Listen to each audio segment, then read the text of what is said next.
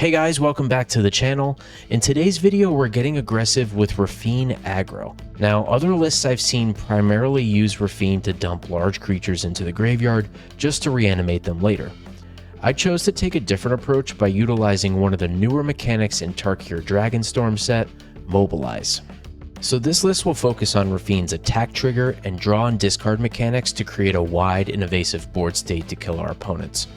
I also added a little spice and a few alternate win cons too, and we'll talk about that at the end of the video. Raffine is a 3-mana 1/4 Sphinx demon with flying and ward 1. His ability says that whenever you attack, target attacking creature connives X, where X is the number of attacking creatures. You'll draw X cards, then discard X cards. Put a +1/+1 counter on that creature for each non-land card discarded this way. Note that Raffine does not have to attack for this trigger to happen. This deck is going to use the Mobilize mechanic from Tarkir Dragonstorm. Mobilize says that whenever this creature attacks, create a number of 1/1 creatures tapped and attacking equal to this creature's Mobilize number. So I have Dalkovan Pack Beasts here with Mobilize 3. When the Pack Beasts attack, we make 3 1/1 tapped and attacking red warrior creature tokens. So when we go to combat, we'll put Raffine's attack trigger on the stack and then the Pack Beasts. When the stack resolves, the Pack Beast will create the 3 tapped and attacking tokens, and then Raffine's trigger will resolve, which will check the number of attacking creatures. So if this is my board state and I attack with both the Pack Beasts and Raffine, after all triggers are resolved, we'll draw 5 cards, then discard 5 cards. We'll also put a number of +1/+1 counters on one of the attacking creatures, equal to the number of non-land cards discarded this way.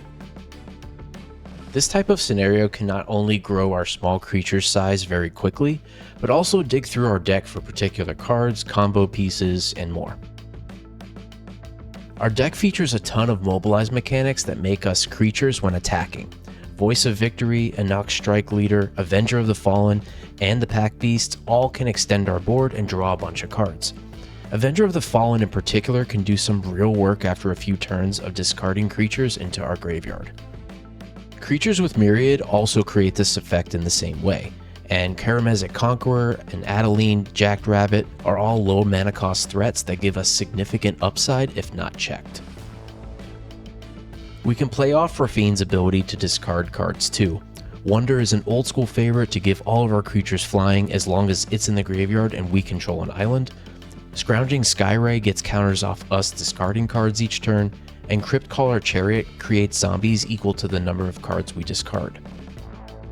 Monument of Endurance is right at home, allowing us to get each mode every turn. This ramps us, it damages our opponents, and draws us an extra card. And Archfiend of Ifnir is an absolute all-star here. Whenever we discard a card, each creature our opponents control get a -1/-1 counter. It's like casting Plague Wind every combat step. As an aggro deck, we can get very large very quickly, and I anticipated that we'll be the target of the table to deal with. Fortunately, I have some cards here to help stay offensive and defensive at the same time. Vigilance is the name of the game here, and we play plenty of small threats that can attack and block for us to keep our opponents off balance. Stick a few Raffine counters on these guys and your opponents will think twice before attacking you while you continue to press your advantage. Flying and being unblockable help us push damage each turn. Raffine is obviously going to be an issue for our opponents, so keeping him alive is essential to keep our deck fluid. The Esper colors offer a ton of protection cards that are cheap to cast and help interact with our opponents. I want to highlight Pippin, Guard of the Citadel here, as he has Vigilance, but he can also tap and protect Raffine in a pinch. Additionally, Dragonfire Blade is an absolute sleeper of a card, especially with a 3-color commander. This is cast for 1 and equip for 1. Hexproof from the majority of targeted removal is absurd.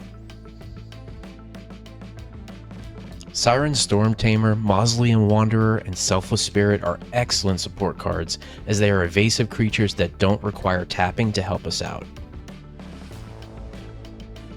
Our weakest point is probably a board wipe. While it's not the end of the world since we draw so many cards, we do play a few cards to help offset the possibility. Duty Beyond Death, Invasion of Goba Khan, and Grand Crescendo serve as ways to keep our team alive during a Wrath of God from our opponents. Rafine's ability makes us discard the same amount of cards we draw, so it's technically not card advantage, it's more like card selection. So I made sure to stack a good amount of card advantage to keep our foot on the gas. Esper Sentinel, Poliwag Prodigy, and Yathan Tube Guard all play off buffing our creatures with counters. Then we play the big four in Bident of Thassa, Enduring Curiosity, Reconnaissance Mission, and Teferi's Ageless Insight. Getting one of these down will quickly refill our hand with interaction, evasive creatures, and combo pieces.